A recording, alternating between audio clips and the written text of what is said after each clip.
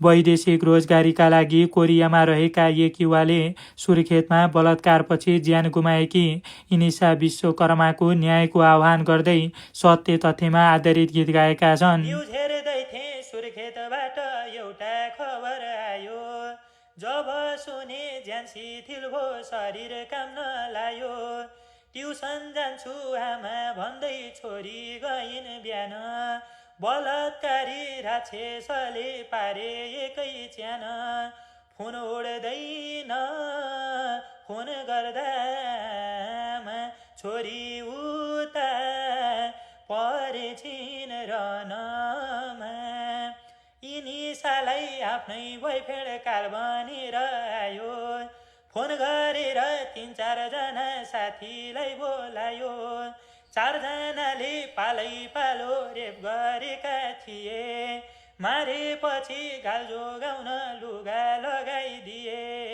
घटनास्थल प्रहरी गए, अपराधीलाई केही बेरमै समाए।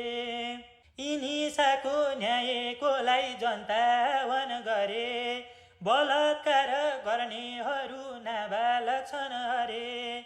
नाबालक हुँ भनेर मान्छे मार्न पाइन्छ, खुल्लिएको साटो यिनको खुनै हामीलाई चाहिन्छ।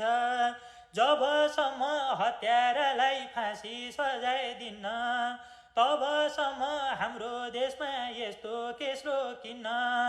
अब आएको सरकारले नि कडा नियम गरून्, यस्ता पापी नजन्मिँदै गर्भभित्रै मरून्। बालेन दाइको यसमा ध्यान जाओस्, यस्तो घटना सुन्नमा नआओस्। अपराधीले घुस खुवाएर यस्ता केस लुकाउँछन्, निर्मल र इनिसाले कहिले न्याय पाउँछन्।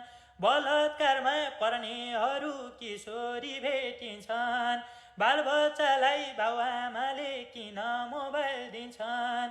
14, 15, 16, 17 वर्षे साना नानीलाई बनाउन राम्रो पढ्नु बोयफ्रेन्ड भन्दा पनि।